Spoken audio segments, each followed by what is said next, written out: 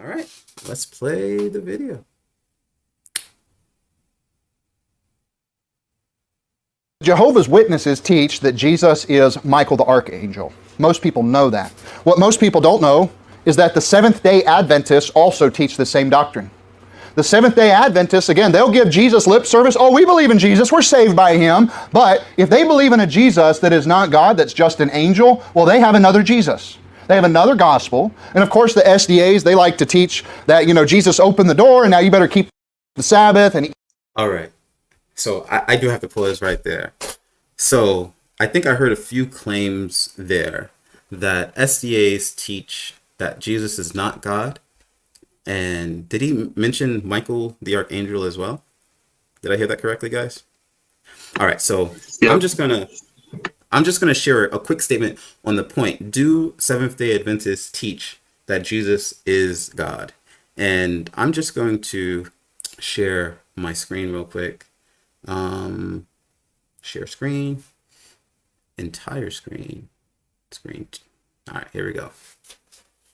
And I made a little presentation. So here, what we can see is the Seventh-day Adventist Church writes down their entire beliefs for called the 28 Fundamental Beliefs. And there's just two beliefs that I think we could pay attention to. I won't read the whole thing, but if anybody's interested, it's right here. You can read for yourself or check it out on Google.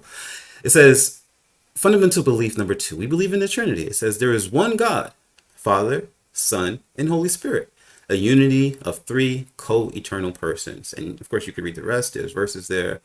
But there's also fundamental belief number 4, which I think is more specific to the Son of God, Jesus Christ.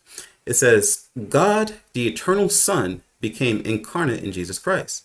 Through him, all things were created. The character of God is revealed. The salvation of humanity is accomplished, and the world is judged. Forever, truly God, he became also truly human, Jesus the Christ. So I think what we can say from here is God, the eternal Son. So I think the fundamental belief makes it very clear that we believe that Jesus is the Son of God, and he's also equal to God in every way. And of course, we could give many verses to show that, but I thought it would be nice to just see an official statement, right? Any thoughts on that before we move on?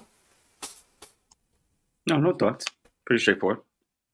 All right, so now let's get into the real heart of it, though. And the question is like, do Seventh-day Adventists teach that Jesus is Michael? Well, before we even talk about that, I think it's important to make this as a disclaimer. The fundamental belief clearly says that Jesus is God. And I think there is a difference between the Jehovah's Witness point of view and the Seventh-day Adventist point of view. And just up front, the difference is Jehovah's Witnesses believe Jesus was created, right? Seventh-day Adventists don't. We believe he's just truly God. But I just want to make that disclaimer out so that when we get into all the verses of why we believe what we believe, we make that very clear. Jesus is not a created being. He is fully God. He is fully the Son of God, has all the attributes of the Godhead. But let's get right into it. Anything I need to say before we get into that? Is that cool with you guys? I want to make sure I'm not saying crazy things, right? So check this out. Is Jesus Michael the Archangel? The first thing I want to make clear is that there are many definitions in the Bible for angel. Oh, sorry, let me just say this. Sorry, there's many different types of angels. Sorry, that's not even the right way to say it. There are different types of angels in the Bible. Okay, the first type of angel that we can see is something called a cherubim.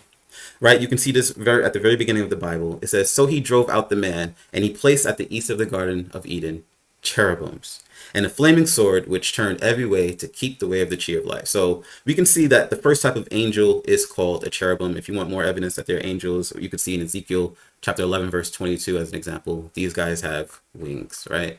It says, then did the cherubims lift up their wings and the wheels beside them, and the glory of the God of Israel was over them above. So cherubims is a first type of angel in the Bible. Another type of angel that we can talk about is a seraphim. You can see this, for example, in Isaiah chapter 6, verse 2.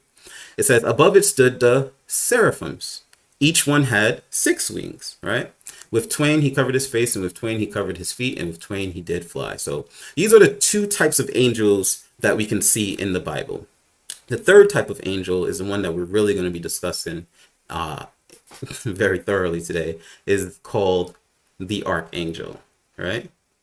So I just wanted to put that out there before we dive into what all these things mean. But just as a disclaimer, three types of angels: cherubims, seraphims, and Michael, which is called the Archangel. Are we good on that so far? Guys? All right, cool. So now let's talk about the other definition for the word angel. What does the word angel mean in the Bible? So one example we can see is like all of these. These are heavenly beings that have wings. They live in heaven, etc. But there is another definition of angel, and this is where Seventh-day Adventists are really linking Jesus to the archangel. And of course, we're going to dive into that completely. But the definition of the word angel, let's look at it in Malachi chapter 3. Check this out. Look what the verse says. Now, you might say there's nothing in this verse that says angel, but look what it says. It says, "Behold, I will send my," what? Messenger. Bobby's already on it. Come on, Bobby. "I will send my messenger, and he shall prepare the way before me. And the Lord whom ye seek shall suddenly come to his temple, even the messenger of the covenant, whom you delight in. Behold, he shall come, saith the Lord of hosts." So we see that this verse says messenger, right? But let's look at what that word messenger means in the Greek. So if you see these numbers up here, it's H4397. H4397. And I don't know if y'all can see this very clearly on your screen. It's the Hebrew word malak. And 100 times in the Bible, what does it mean? Angel. Angel, right? You see that? 100 times in the Bible, this word means angel. 74 times in the Bible, this word means messenger. So we can clearly see that the word angel or the word messenger are interchangeable words. So we need to keep that in mind. So when we're talking about angels, and again, this is all relating to Jesus, and we're going to make that case for that, we're saying that he is a head messenger, not necessarily a created being. We don't believe Jesus was created, but is he a head messenger? We absolutely believe that. And let me show you how this word, which means angel, but is here called messenger, is used in the Bible. And we're going to go to what Jesus said himself. Let's turn our Bibles to Matthew 11, verse 7. Matthew 11, verses 7 through 11. This is what Jesus said. "And as they departed, Jesus began to say unto the multitudes concerning John," right? "What went ye out into the wilderness to see? A reed shaken with the wind? But what went you out for to see? A man clothed in soft raiment? Behold, they that wear soft clothing are in kings' houses. But what went you out for to see? A prophet? Yea, I say unto you, more than a prophet." Notice he's still talking about John. "For this is he of whom it is written, Behold, I send my messenger before thy face, which shall prepare thy way before thee." That's an exact quote from Malachi chapter 3, verse 1. Exact quote. So it says, "Verily I say unto you, among them that are born of woman, there has not risen a greater than John the Baptist." So the messenger that's being referred to, which is the same word as angel, is a human being called John the Baptist. "Notwithstanding, he that is least in the kingdom of heaven is greater than he." All right, so I just wanted to lay that foundation for us. There are different types of angels in the Bible. There's cherubims, there's seraphims, there's the archangel. But let us not escape that the word angel has a definition that means messenger. Okay? Anything that needs to be said before we move on to the next point? No? No, I think we're good on that. All right. So the next point that I want to make known is angels are not allowed to be worshipped. So again, when we're talking about Jesus Christ, we're not calling him an angel in the sense of other regular angels. But let's show the verse where it says angels are not to be worshipped. This is Revelation chapter 19, verse 10. And it says, "And I fell at his feet to worship him." This is John the Revelator falling down before an angel. He says, "I fell at his feet to worship him. And he said unto me, See thou do it not. I am thy fellow servant and of thy brethren that have the testimony of Jesus. Worship God. For the testimony of Jesus is the spirit of prophecy." So what we see here is that an angel is saying, look, don't worship me. Don't bow down to me. Don't do any of that stuff to me. Only do it to God. All right. So what we're saying is we worship Jesus Christ. We're not treating him as, quote unquote, a regular angel. But again, remember the word angel can mean messenger, and we do believe that Jesus is the head messenger.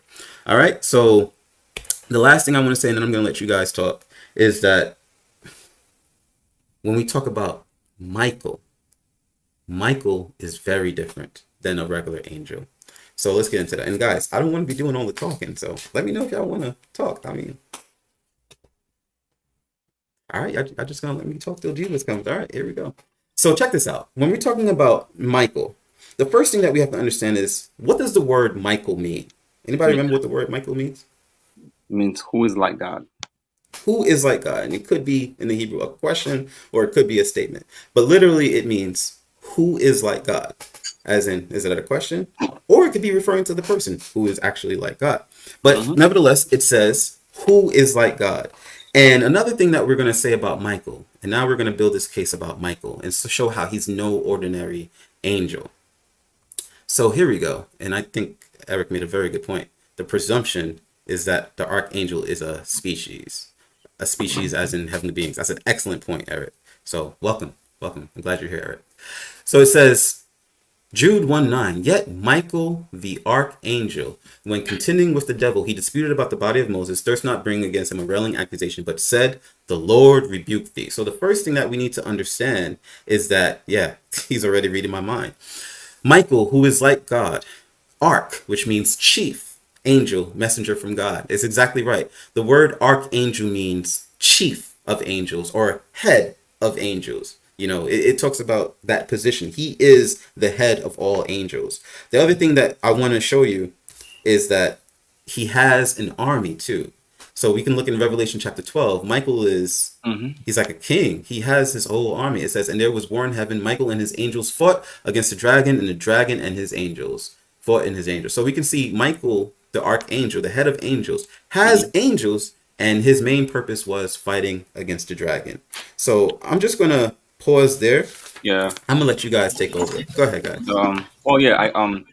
I think Revelation chapter 12 verse 7 is significant because usually when speaking of a leader and their army or their followers, you always give the name first and then their followers come after. So we speak about Christ and his followers. Uh, was it Alexander the Great and his army, or Napoleon and his army, right? And so when that kind of verbiage is used usually in a passage, it lets you know who the leader actually really is. And so it says Michael and his angel fought against the dragon, and the dragon fought and his angel. So we see the two sides with the two leaders being mentioned here, and the followers come after them. You have Michael on one side, right, being the leader of the army or the heavenly host. It seems like obviously because we're in heaven, and then you have the dragon also in, as far as now, and opposite of that, him being leader fought and his angels. Now we also understand that Revelation 12:9 says the great dragon was cast out, that old serpent called the devil and Satan. So even just by that understanding of who the devil is, if you understood who the devil has always had animosity toward, I think there's a good chance that we can understand who Michael is, but we won't give that away so soon. Let's see if we can find more information. Now, one of the things that this brings me to is Joshua chapter 5. Joshua chapter 5. Joshua And chapter 5. yes, Joshua chapter 5, verses 13 to 15. And so it says, then it came to pass, when Joshua was by Jericho, that he lifted up his eyes and looked, and behold, there stood a man against him with his sword drawn in his hand. So clearly he must be some sort of soldier. And Joshua went over unto him and said unto him, art thou for us or for our adversaries? Joshua 5:14. It says, nay. That's what the guy said. Nay. The man said, nay. But as captain of the host of the Lord am I now come. And Joshua fell on his face to the earth and did worship and said unto him, what saith my Lord unto his servant? So it's funny. Once Joshua meets this individual and he now presents himself as the captain of the host of the Lord, right? He falls down on the ground, and yes, he begins to worship, which is pretty significant because we understood in Revelation chapter 19, verse 10, that no man or angel was to be worshipped. In fact, what did Satan tried to do the same thing, right? In the temptation with Christ in Matthew chapter 4, he said, all these kingdoms will be yours if you just fall down and worship me. He says, get thee behind me, Satan, for only God thou shalt worship, and only him shalt thou serve. So But there was no issue here. And he said unto him, what saith my Lord unto his servant? Now look at this. This is interesting. Look at what the man responds. And this may sound familiar. And the captain of the Lord's host said unto Joshua, loose thy shoe from off thy feet, for the place wherein thou standest is holy. That sounds kind of familiar. And Joshua did so. So, as we can Mercy. see, right, it almost can be assumed that this could have been one and the same as far as Michael and this individual who showed up, because both of them, showed themselves to be the captain of the hosts of the Lord, right? And the difference is, or the interesting characteristic is that this captain that showed up to Joshua, he was worshipped and did not speak anything against it. The Bible doesn't rebuke it or make anything against it.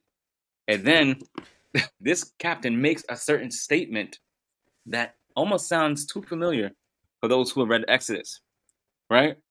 For the place whereon thou standest is holy. So again, we just want to establish the point here that Michael not only means one who is like God, one who is the head of the angels or the chief messenger, but he also has an army, and clearly he in Revelation 12 seems to be going against the devil, the enemy, the chief accuser, or should I say the arch accuser, Mm-hmm. right? Interesting. And this captain, which almost can be synonymous with probably an archangel's position, seems to receive worship as well. Facts. And Yeah. not only that, not only does he receive worship, he's like, look, take your shoes off. Yeah. He's like, he's not even telling him, hey, you're not supposed to worship angels. He's like, you fell down in worship and also take off your shoes. Yeah, It's and like, last time I checked, I thought Exodus chapter 3 on a certain location in a certain mountain, somebody made that statement, but again, we're gonna get into that. You don't want to give that in too soon.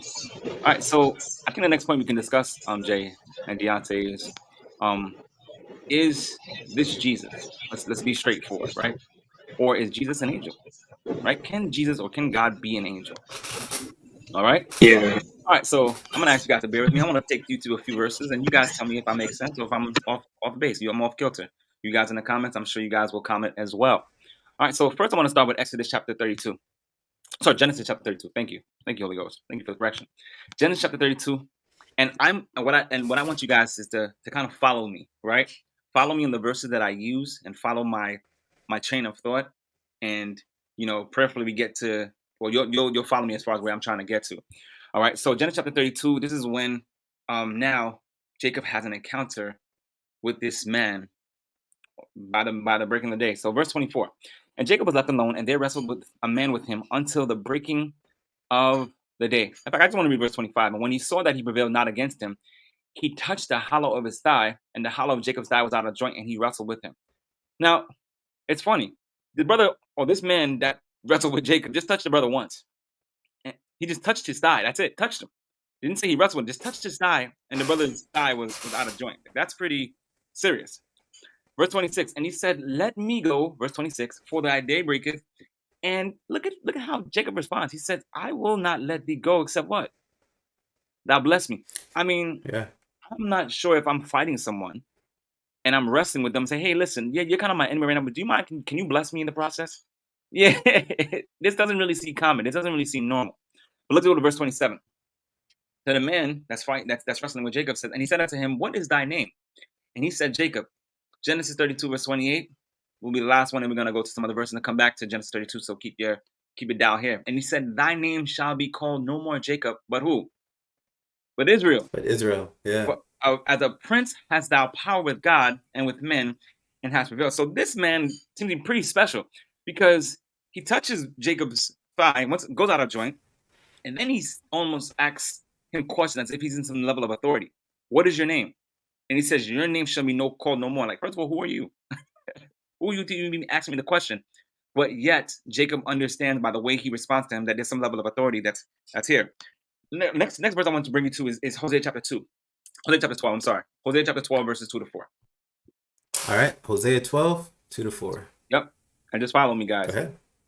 Hosea 12, verse 2 to 4. It says, now this is talking about Jacob. It says, he took his brother by the heel in the womb and by his strength he had power with God. Look at verse 4. This is key. Yea, he had what? Power over the angel Hmm. and prevailed.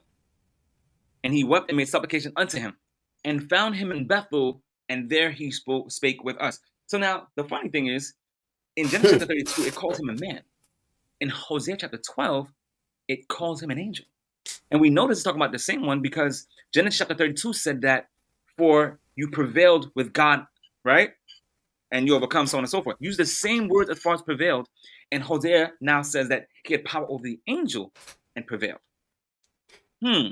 That's interesting. And especially the last part we're going to get into where it says that he found him in Bethel and there he spoke with us. So that's key. So now let's now go back to Genesis chapter 32. Genesis Bring those together. 32. Genesis 32 again. And we're going to go to verse 30. Yes. Wait, can you start from 29 so we don't miss Sure, it? of course. And Jacob asked him and said, tell me, I pray thee, thy name. And he said, wherefore is it that thou dost ask after my name?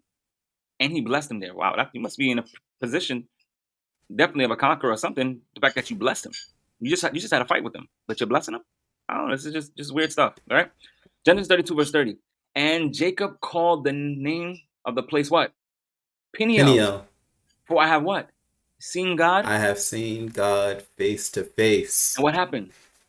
His And my life is preserved. preserved. So again, before we kind of go into the next few verses, I just want to make sure we understand certain things. So Genesis chapter 32, verse 24, 27, 28, it talks about a man that fought Jacob. Then the man also asked Jacob what's his name, and then it seems some level of authority to change it to Israel. And Jacob doesn't really fight with him. Hosea chapter 12 now says this angel fought with Jacob and he prevailed. Jacob prevailed over this angel. And it said it was the same person that spoke to him in regards to being at Bethel, right? Genesis 32, verse 30, we can see that when Jacob, in speaking of the experience that he just had with this man or angel, he said, for I have seen God face to face and my life is preserved. So we have man, we have angel in Hosea 12, but we don't see God here as well. But here's the goody part, right? Because even Hosea chapter 12, the end part of the verse, can you go back to Hosea 12 again? I want to make sure we don't miss this part. I thought this is pretty dope. You guys can tell me if I'm off, but I think it's a good point as well. Hosea 12, verse 4, we go into the last part where it says, and he found him in Bethel, and there he spake with us. Now, it's funny. Bethel is important. Bethel is very important in Jacob's life. Now, go to Genesis chapter 28, and let's see why Bethel is so important. Genesis chapter 28, verses 12, okay? And we're just going to read a few verses, and I'm going to try to read this, quickly, just so that we don't waste so much time. Genesis 28, verse 12, it says, and he dreamed, and behold, a ladder set up on the earth, and the top of it reached to heaven. And behold, the angel of God ascending and descending on it. And look who he saw, and behold who? The Lord God did what? Stood above it. Stood above it, yeah. And said, I am the Lord God of Abraham thy father, and the God of Isaac, and the land wherein thou liest. To thee will I give it, and to thy seed. Keep going, right? Keep going down, Jay. Verse 14, and thy seed shall be as the dust of the earth, and thou shalt spread abroad to the west, and to the east, and to the north, and to the south. And in thee and thy seed shall all the families of the earth be blessed. So this is now a retelling of the promise that was given to Abraham. Now it's been passed on to Jacob as well, right? And he said, and behold, I am with thee, and will keep thee in all places where you go, and will bring you again into this land, and I will not leave thee until I have done that which I've spoken of. Now, look at this part. Look at Jacob's response now. Look at verse 16. This is the goody part. And Jacob awaked out of his sleep and said, surely the Lord is in this place, and I knew it not. And he was afraid and said, how dreadful is this place? There is none other but the house of God, and this is the gate of heaven. Now look at verse 28, verse 15. And Jacob rose up early in the morning and took the stone that he had put for his pillows and set it for a pillar and poured oil upon the top of it. Last verse for Genesis 28. And he called the name of that place what? Bethel.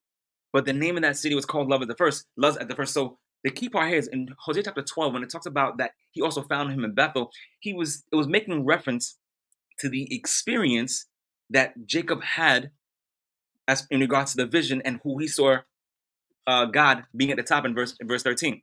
I hope you guys are still following me. Now, let's go to Genesis 35. I promise I only got two more verses, and then I'll take my proverbial seat. Right? Genesis 35. Look at something. Let's go to verse 9. Hope you guys still following. And God appeared unto Jacob again when he called out of Pandaram and blessed him. Look at verse 10. And God said unto him, thy what? Thy name is Jacob. Thy name shall be called shall not be called any more Jacob, but Israel shall be what? Thy name. And he called his name Israel. Can we pause right there? Now, when we went to Genesis 32, the Bible says a man fought with him, right? When we went to Hosea 12, it said he fought with an angel and prevailed, right? And the same man was, or the angel that was spoken about in Hosea 12 was the one that changed his name. And now, Genesis chapter 35, it says that God, very, very straightforward. It was God that changed his name, right? And we can see the attributes. Let's go to verse 15. Verse 15. Okay. So it says, and Jacob called the name of the place where God spake with him what? Bethel. Does that not sound like what we read in Hosea chapter 12? Yes, sir. Right. Now, Genesis 31, verse 13, and I promise I have one more verse after that, and then I'll let these legends take over. Genesis 31, verse 13. Look at this. What did he say? He says, I am the what? And speaking of Jacob, I am the what? Bethel. I'm the God of Bethel. Where thou did anoint the pillar. That's why I read through the verses. So that when I read this, you can remember. Do you remember in verse 18 that he said that he anointed the pillar? Or yes. the stone pillar of stone that he made, right? And thou vowest a vow unto me. And this is actually verses 20 and on as you get into the chapter, chapter 28 of Genesis. But he said I'm the God of Bethel, right? Again, the only person that was in that experience in the vision was him and the Lord that he saw on the top. That was it. And then when he got up, he said, oh my God, I know the Lord was in this place. And then he put the stones that he had for pillows, anointed it, made a pillar, and obviously changed the name of the place called Bethel. Last verse. And I'm going to make it simple because you're like, well, you sound like, Jesus or whatever. Yeah, it is Jesus. Let me just make it clear. And I'm going to tell you why. Go to John chapter 1. John chapter 1. John? Yes. John chapter 1. Verse 51. Yes. And look what he says. And he said, verily, verily, I say unto you, hereafter you shall see heaven open, and the angels of God ascending and descending upon the Son of Man. All right. So as you see all these verses, now Christ in the flesh confirms, right? Because he had the vision of the ladder, and Christ confirms that he was the actual vision of the ladder. Well, he was the real meaning of the actual vision that Jacob had. And it wasn't just anybody that came. It wasn't just a man. It wasn't an angel. It was actually Christ himself. And that connects, obviously, with 1 Timothy chapter 2, verse 5, which calls Christ the mediator between God and man. And so when Jacob was given that vision, he was helping Jacob understand that I'm the one that connects heaven and earth together, right? And so when he says that I'm the God of Bethel, he's saying I'm the one that connects you to heaven. And so Jesus in the flesh, when he came, was reiterating that fact. So again, to answer the point, to make sure that nobody was lost, is Jesus called an angel? Yes, because he was the man. Then in Hosea 12, he was the angel. Then he said that he was in Bethel, the same one that was in the angel, which he was the ladder. And you see how it all comes together, especially as he gives the confirmation that it was himself that was that ladder, or the symbolism of that ladder. So I pray that helped. And clearly from that point, you can see, at least for me, Christ can definitely be called an angel, depending on the context on how it's read. Right, an angel, but not in the sense of one as a created being, but as not at all. the head messenger. But nevertheless, the Bible does call him an angel. And I think one of the strongest points that you made comes from Hosea chapter 12, verse 4, when it says Jacob wrestled an angel and prevailed. But the Bible says that he saw God face to face. So I think that was one good evidence. I'm going to give a few more. And Deontay, I'm going to let you rock too. Did you want to say something before I go in? Deontay is just mad chill. Yeah, I was going to say something. I was going to bring out Exodus chapter 3. Okay. Verses 1 to 4. All right, cool. It says, now Moses kept the flock of Jethro, his father, in law, the priest of Midian, and he led the flock to the backside of the desert and came to the mountain of God, even to Horeb. Then look at what it says in verse 2. And the angel of the Lord appeared unto him in a flame of fire out of the midst of the bush. And he looked, and behold, the bush burned with fire, and the bush was not consumed. And Moses said, I will now turn aside and see this great sight, why the bush is not burnt. And when the Lord, in verse 4, when the Lord saw that he turned aside to see, God called him out of the midst of the bush and said, Moses, Moses. And he said, here am I. So in one part, it says that the angel of the Lord appeared to Moses in a burning bush. But then a couple verses later, it says that the Lord appeared to Moses in a burning bush. Deontay, Let's, can you just add 5 and 6, please? let's, let's go to 5 and 6. Appreciate you, brother. And he said, draw not nigh hither, put off thy shoes. That sounds very similar to Joshua. For the place whereon thou standest is holy ground. Interesting. Moreover, he said, I am the God of thy father. This is the angel of the Lord. The angel of the Lord, from the mind you, midst of the saying that bush. I am that, yeah, saying I am the God of thy father, the God of Abraham, the God of Isaac, and the God of Jacob. And Moses hid his face, for he was afraid to look upon God. How many times do we have to say God in this verse for us to understand that the angel of the Lord is God? Um, let's use another verse. Let's go to Zechariah chapter 3. Wait, before you Ooh, leave this, I just yeah. wanted to make one point of this. So just to emphasize that the angel of the Lord, like you said in verse 2, the angel of the Lord appeared unto him out of the midst of the bush. And then a few verses later, God called unto him out of the midst of the bush. Same location. I believe it's the Yep. same person. There's also one more point just to say who this person is. Come That on. is I'm gonna also get that is there. called an Come on, angel. preacher. Make it plain. Yes, And sir. God said unto Moses, I am that I am. Come And on, he said, preacher. thus shalt thou say unto the children of Israel, I am have sent you. So God, that guy that's talking to him, Preacher. who is called the angel of the Lord, who is in the midst of the bush, is now also saying, I am that I am. Does that sound Now, familiar? yeah, now Jay, you know we John can't just chapter get. Oh 8. yeah. Okay, I'm about to say we can't just skip over that, but you gotta John chapter 8. These were the drop the hammer, exact homie. words Jesus says. Jesus said unto them, verily I say unto you, before Abraham was, I I am. am. I am. So go ahead. And So Acts you chapter were going to 7 say verse 30 something. speaks about that as well too. So this is Acts 7:30 well, basically it just kind confirms of the same thing. refers. It just kind of retells as far as Exodus 3, just for what happened. Yeah, it says an angel of the Lord. Oh, right. I'll just read it. It says, "And 40 years were expired. There appeared unto him in the wilderness in Mount Sinai an angel of the Lord in the flame of a fire in a bush. When Moses saw it, he wondered at the sight, and as he drew near, behold, it the voice of the Lord came unto him, saying." So it's just Mhm. retelling the same thing. So go ahead. Yep. And look at verse 33. Look at there. Oh, there you go. There you go. Verse Yeah, he 33. was saying, "Put off your foot." Well, this is just a retelling of what we just read. Come So on. again, we're seeing that this angel of the Lord, who is actually calling himself God, is also saying, "Put off your shoes, for the place where you stand Yeah. is holy ground." And that's exactly what the captain of the host said in Joshua chapter 5. But go ahead, Deontay. Where's I Zechariah, don't want to. brother? Right. So there are also two more verses that I want to bring out. Mm-hmm. Actually, Okay, three. They're very quick. The first one is in Zechariah chapter 3, verse 1 to 2. okay, hold up. Zechariah chapter 3, 3, verse verse 1 1 and to 2. 2. It Okay. says, and he showed me Joshua the high priest standing before the angel of the Lord, and Satan standing at his right hand to resist him. So Joshua is standing before the angel of the Lord. Look at what verse 2 says. And the Lord said unto Satan, the Lord rebuke thee, O Satan, even the Lord that hath chosen Jerusalem rebuke thee. Is it not is this a brand plucked out the fire? Mm-hmm. Judges chapter 13. Check this Mercy. story out. This is a very interesting story. This is a Mm. very interesting story that I want to share with us. And if you don't see how this is Jesus, then we're gonna have a talk. But anyway, this is what it says. Judges chapter 13, verse 13. I'm gonna read a story to you about Manoah and this angel of the Lord. It says, and the angel of the Lord said unto Manoah, of all that I said unto the woman, let her beware. She may not eat of anything that cometh of the vine, neither let her drink. So this is a conversation that the angel of the Lord is having with Manoah. And he's giving him specific instructions on what to follow. And I'm not going to read all of this, but basically he's telling her what she may eat, what she may drink, etc.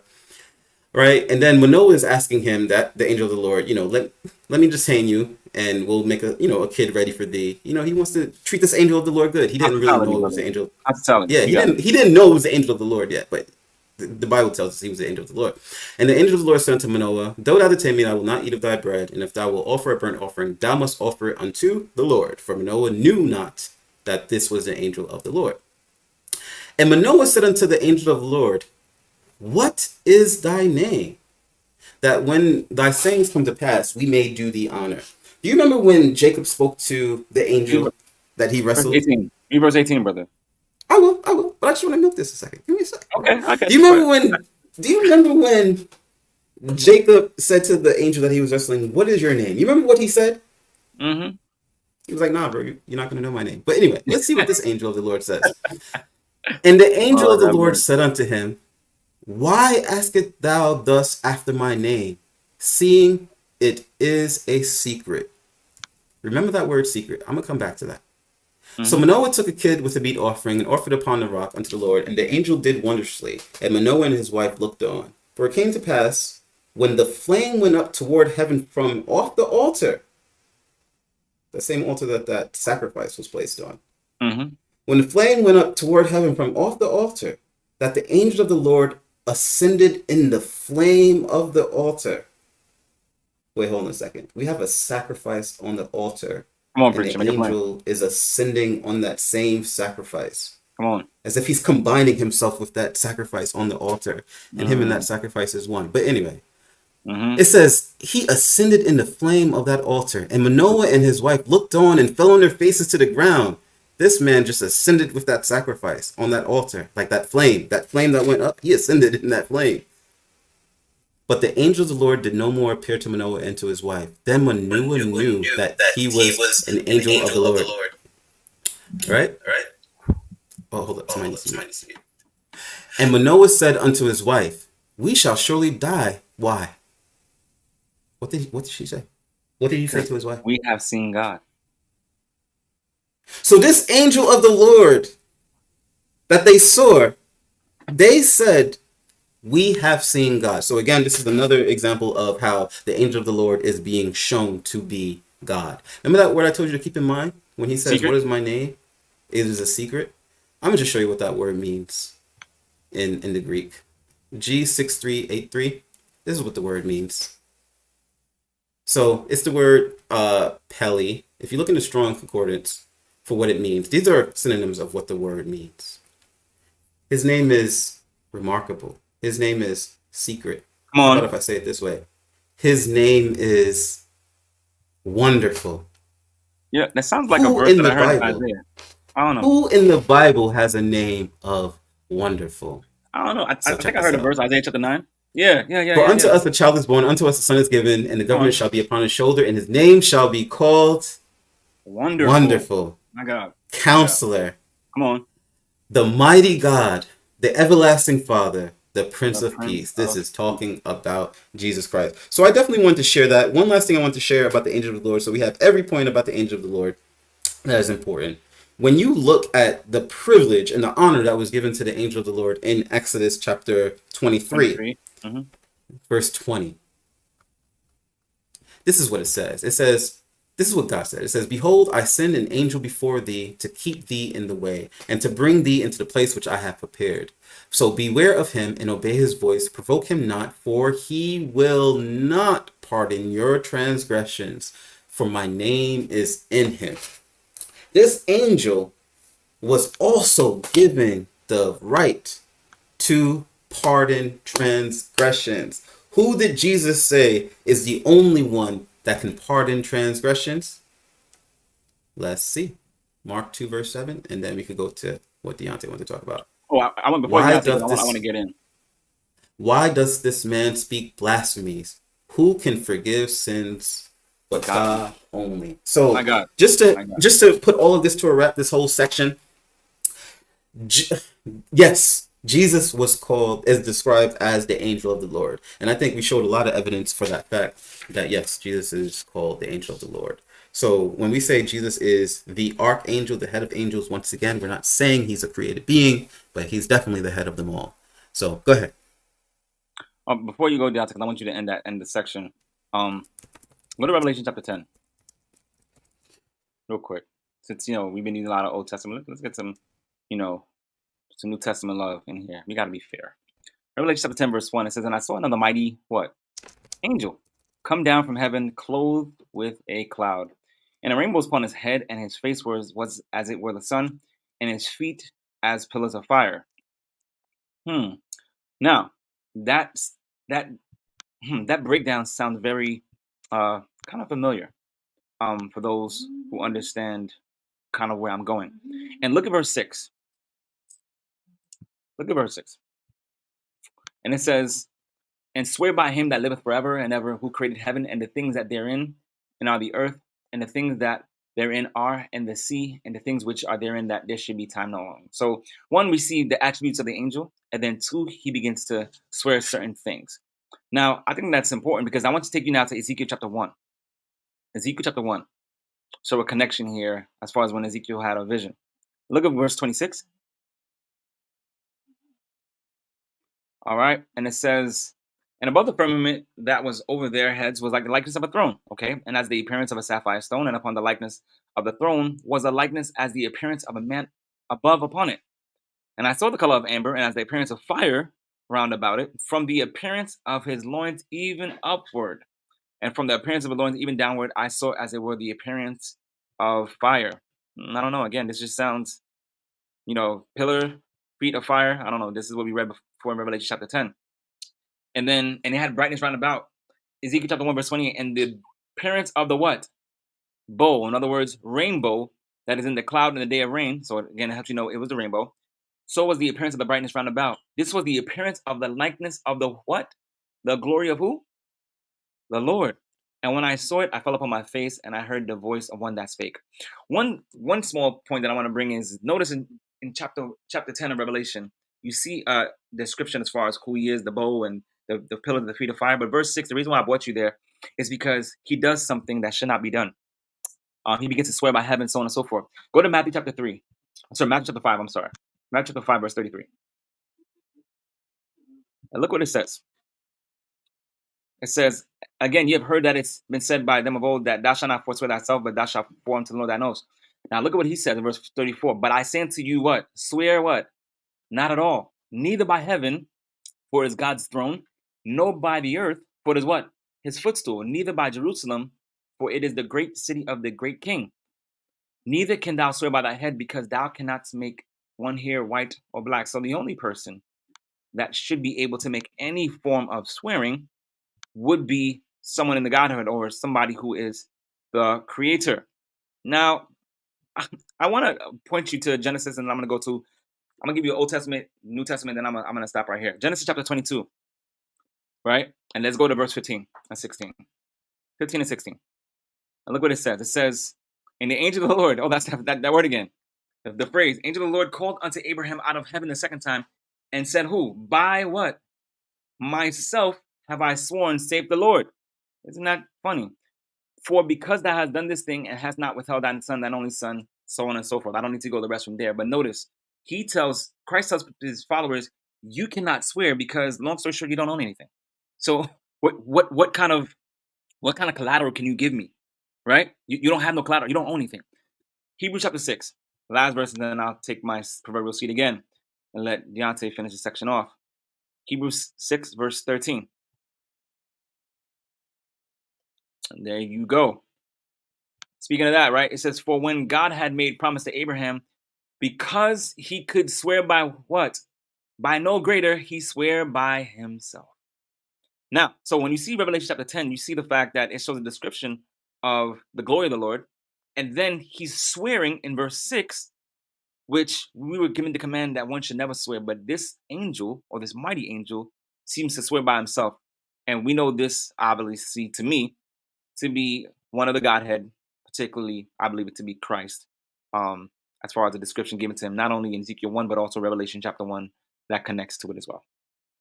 I'm done here. That's an excellent point. Yeah, I never really considered all of this, but yeah, you make a very good point. And I saw another mighty angel, and this mighty angel has the bow over his head, everything as described in Ezekiel 1. Face as were the sun? It said face as it were the sun. Yeah. I mean, did you see that part? Yeah. Verse 1, right? Yeah, his face as if it were the sun, and the feet as pillars of fire. So, yeah, but the main thing right here, he swear by him that liveth forever.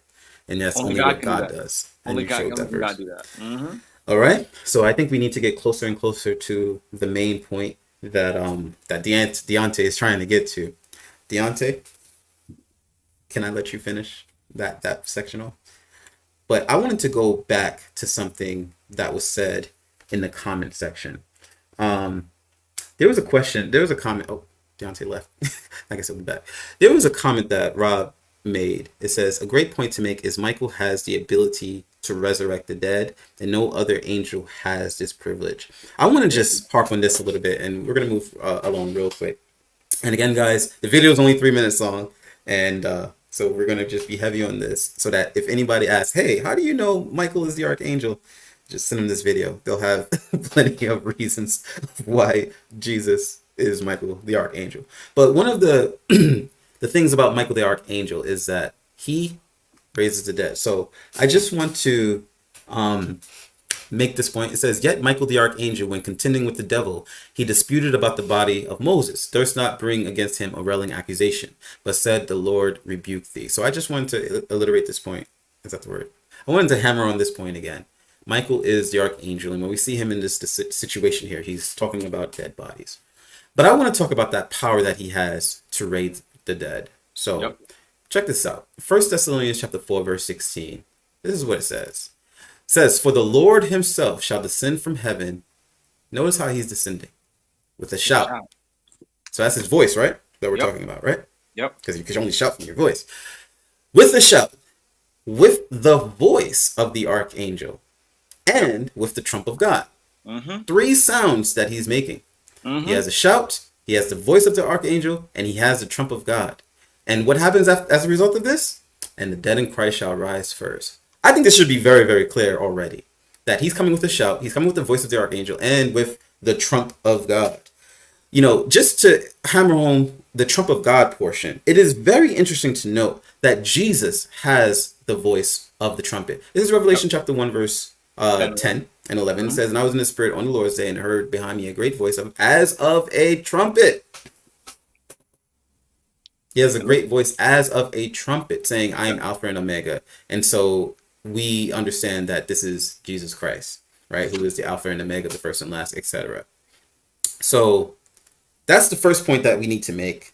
And going back to 1 Thessalonians, I want to bring up another point. So number one, we know that this is Jesus. He has the shout and he has the voice of the trumpet. But the verse also says he has the voice of the archangel, right? So that means the Lord has the archangel's voice. I mean, this should be absolutely clear. If you have the voice of the archangel, you must be the archangel, you know? And that voice raises the dead. But just to hammer it home, once again, so that you're not saying, oh, you know, it's an assumption that Jesus raises the dead. John chapter 5, verse 25 makes that absolutely clear. Verily I say unto you, the hour is coming, and now is, when the dead shall hear the voice of the Son of God, and they that hear shall live.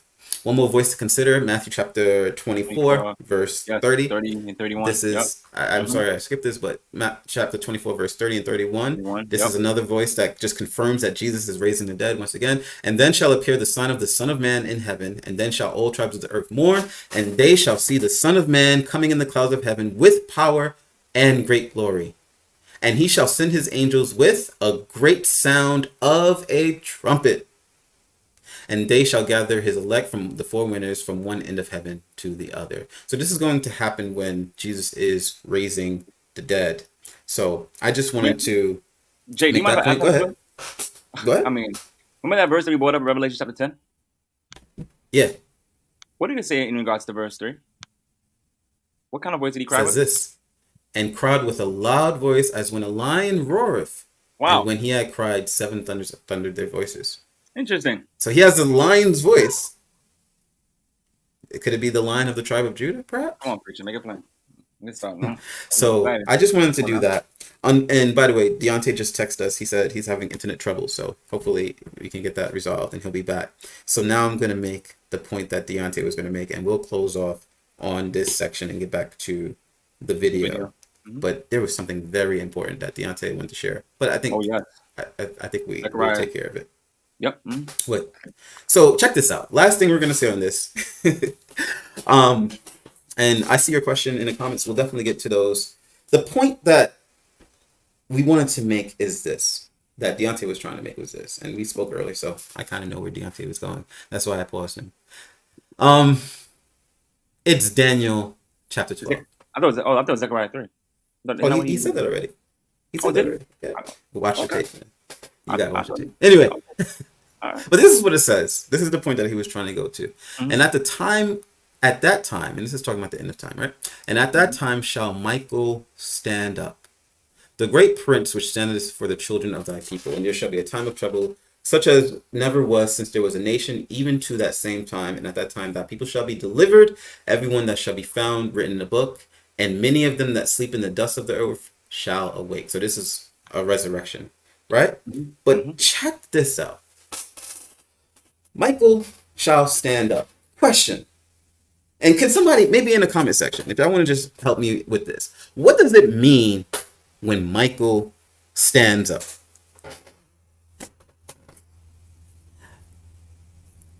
Y'all could write those answers, but I want to show you something. You know, we can come up with different answers of what it means that Michael shall stand up.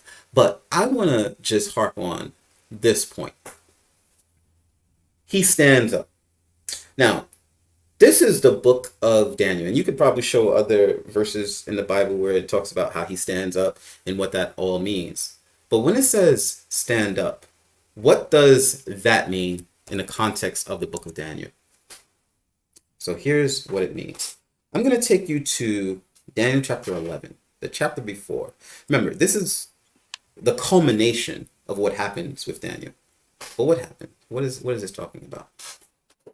So Daniel chapter 11 goes over this whole history from Darius the Mede all the way to this time that Jesus stands up. One day we could probably do a verse by verse exposition, but I'm not going to do every verse right now. I'm going to do a few verses, and I'm going to just read to you, and you tell me, what does the term stand up mean? Because we're trying to figure out, what does it mean when Michael stands up? Verse 2, it says, and now I will show you the truth. Behold, there shall stand up yet 3 kings in Persia. And the fourth shall be richer than they all, and by his strength through his riches he shall stir up all against the realm of Grecia. So we see 3 kings are now standing up. What does that mean, Randy? It means the new kingdom is coming on the scene. These are becoming the new rulers, correct? Yep. Verse 3, and a mighty king shall stand up, Mm-hmm. that shall rule with great dominion, and do according to his will. Mm-hmm. So now we see 2 times somebody is standing up. This one makes it even clear that this person standing up is now ruling. Let's look at verse 4. And when he shall stand up, his kingdom shall be broken and shall be divided toward the 4 winds of heaven, and not to his own posterity, nor according to his dominion which he ruled, for his kingdom shall be plucked up even for others besides those. Let's fast forward to verse 7. We'll see the same term again. But out of a branch of her root shall one stand up in his estate. A new kingdom is arising, which shall come in with an army, and shall enter into the fortress of the king of the north, and shall deal against him, and shall prevail. Yep. Maybe we can see one more example, right? Then shall stand up in his estate a raiser of taxes. So every time we're seeing the term stand up in Daniel chapter 11, it means a new person is ruling. Welcome back to the show, Deontay. We missed you. Welcome back, family. Good to see you back. But I'm making the point that you were about to make. We're seeing that every time we see the word stand up in Daniel chapter 11, it means he is now taking over the kingdom. But now, and at that time, Michael shall stand up. Why would we think that this is anything different? So, Same book, right? Same book. Can I add a verse to that? Sure. Right. So 2 verses I want to add to that. Daniel chapter 7. Oh yeah. Mm-hmm. Verse 13 Mm-hmm. and 14. This is speaking about Jesus. And I saw in the night vision, and behold, one like the Son of Man came with the clouds of heaven, and came to the Ancient of Days, and they brought him near before him. And there was given him dominion and glory and a kingdom. And all people, nations, and languages should serve him. And his kingdom is an everlasting dominion, which shall not pass away, and his kingdom that which shall not be destroyed. This is speaking about Michael. You know, Michael stood up. In other words, that Michael came to power, just like the pattern showed in Daniel chapter 11. And we see the same exact thing happening to Jesus. You know, he comes to power. He's given dominion and glory and a kingdom. There's another thing I wanted to bring out in Daniel chapter 12. So it says that at that time, Michael shall stand up, right? the great prince which standeth for the children of thy people. And then it talks about when this happens, right? It says, and there shall be a time of trouble, such as never was since there was a nation, even to that time. And at that time thy people shall be delivered, every one that shall be found written in the book. So Mhm. here the Bible is speaking about how Michael, he delivers the people of God in the time of trouble, right? Mhm. Now let's go to Psalms real quick, chapter 27, verse 5. Mhm. Psalms chapter 27, verse 5. It says, for in the time of trouble, he shall hide me. Actually, let's read verse 4 to see who that he is. One thing have I desired of the Lord, that will I seek after, that I may dwell in the house of the Lord all the days of my life, to behold the beauty of the Lord, and to inquire in his temple. Come For on. in the time of trouble he shall hide me in his pavilion, in the secret of his tabernacle shall he hide me. He shall set me up Come upon a rock. on. Come on, preacher. Come on. So in the time of trouble, the Bible says that Michael will deliver God's people. But in Psalms Amen. 27, verse 5, it says that God in the time of trouble will deliver his people. Mm. Amen. So that was an excellent point that you made, and that's an awesome connection that I never considered. So What about also, Revelation 11? Why did you Revelation gotta get 11 verse Revelation 11, 15, bro? right? Yeah, man. You gotta Yeah, tie that up. Revelation. Yo, Randy is this guy. He's like, look, y'all not gonna have no questions after Randy's Listen. done. Seriously. So what But happened anyway, this is what what happened Randy wants us to know. to It the image, says, right?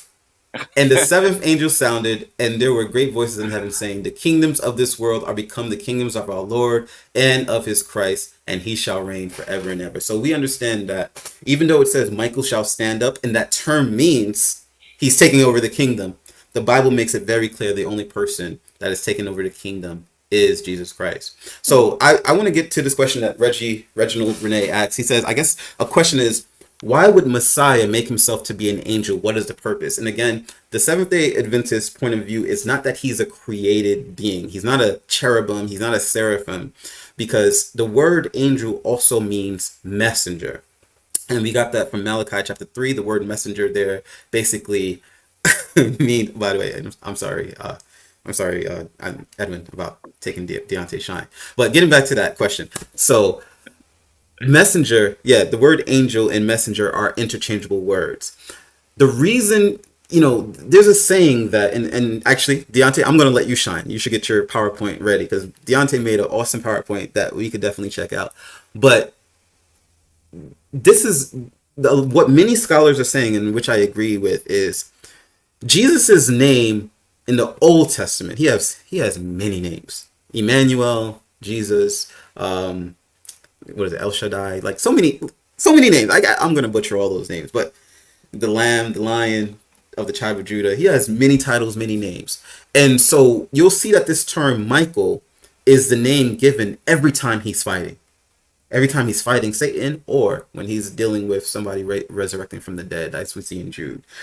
And so that's what it is. It's just a title given to just illustrate that point, that this is his fighting name. And yeah, this is his warrior name. But I'm gonna let Deontay share something very, very important with us. Go ahead, Deontay. You ready? You're on mute, by the way. I think so. Give me 1 second.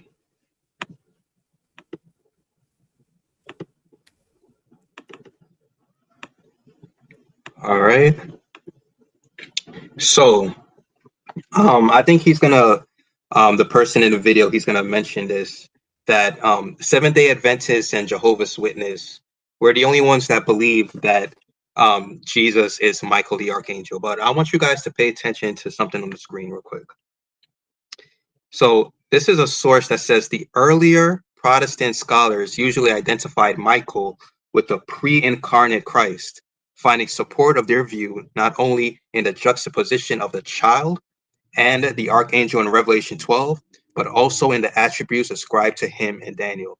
So according to this source, Seventh-day Adventists and Jehovah's Witness are not the only one who believe that Michael is Jesus Christ.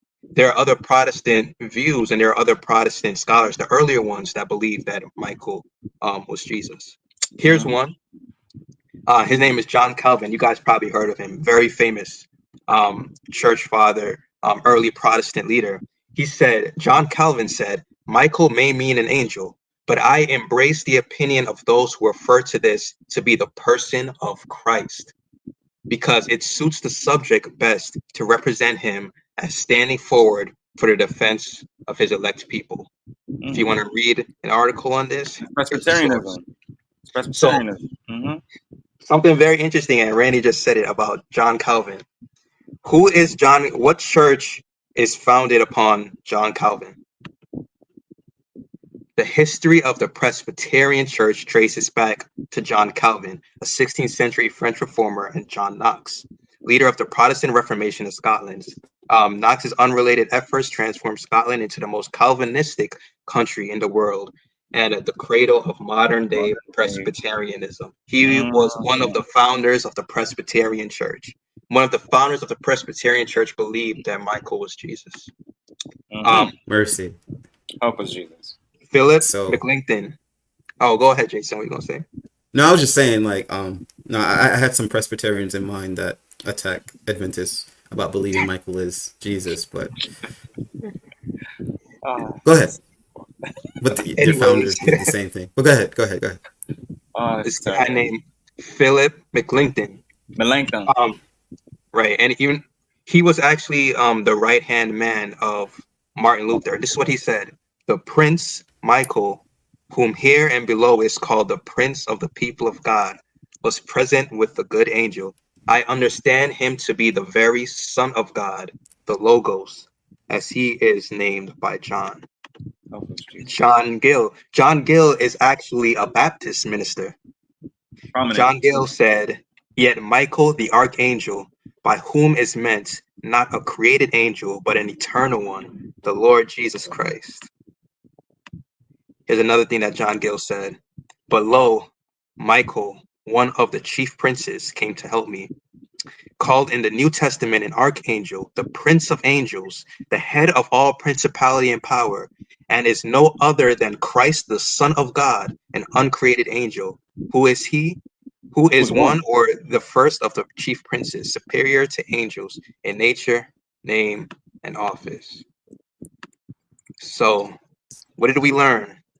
We learned that this is not a view that's unique to Seventh-day Adventists, that many of the early church reformers believed this.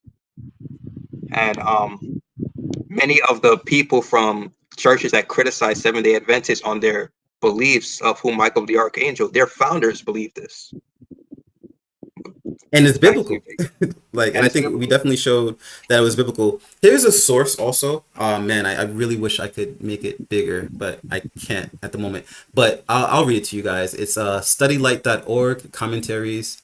You can look for this. Studylight.org. You can basically see it on top here. But the interesting thing about this website, in case you want to know what other Protestants or reformers thought, or even Bible theologians thought, here is everybody's commentary on every Bible verse, right? You know, you may recognize some names, right? I want to take you to, here's John Calvin, as a matter of fact. Didn't we talk about John Calvin being... Yeah, we did. Yeah, or Presbyterian, right? I won't mess with John Calvin. I'll take a statement from Wesley. Wesley is another good one. And these are all in alphabetical order. Methodism, right? That's the founder of Methodism. Wesley's notes, right? So I'm just taking you out through this just to scroll through how this website works, right? And so you would basically click on the book that you're looking for. So we're looking for the book of Daniel. And here's what the commentary says on every chapter. For example, one of the complicated verses about Michael the Archangel comes from Daniel chapter 10, verse 13, where it says he's one of the chief princes. Here's what Wesley said about that verse. It says, he has the whole verse written out here. No big surprise. Withstood me. God suffered the wicked counsels of Cambyses to take place a while, but Daniel by his prayers and the angel by his power overcame him at last. And this very thing laid a foundation of their ruin in the Persian monarchies. But look what Wesley says about Michael. And this is just one example. I could take you to many. Michael here is commonly supposed to mean Christ. So again, this just goes to that same point that Deontay said. This is not just a Jehovah's Witness and Seventh-day Adventist view. This is a Protestant, early Protestant view. The difference between Seventh-day Adventists and Jehovah's Witnesses, though, is that Jehovah's Witnesses believe Jesus was a created being. We don't believe that. So we believe the term angel is about him being what Azul says, messenger, the arch messenger. He is the leader of the host. He is the archangel. He is the captain of all the angels, but he is not a cherubim or a seraphim in that created sense. Here's another website that you can check out. And again, if you ask me for this, it's hard to see on the screen, but this is something that, another point that John Calvin said. He wrote a whole chapter on, again, that verse from, what's it called? Daniel chapter 10, verse 13. But I'll just read this highlighted part. It says, Daniel therefore represented Michael as the guardian. I'll probably zoom in to make it bigger.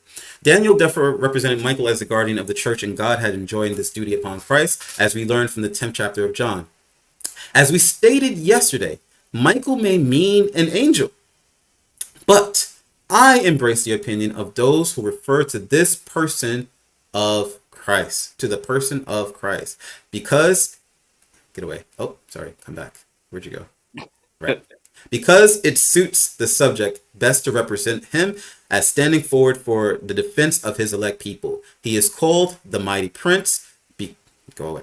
Because he naturally opposed the unconquered fortitude of God to those dangers to which the angel represents the church to be subject. So I just wanted to share that. Yeah, this whole idea, and I think that's all we're going to say about Michael the Archangel for today. I think that's a good place to stop. We're only an hour and 18 minutes in on this subject. People can't say for that a 3.5 minute you can't video. Say it was a superficial study on Michael, though. Yeah, you can.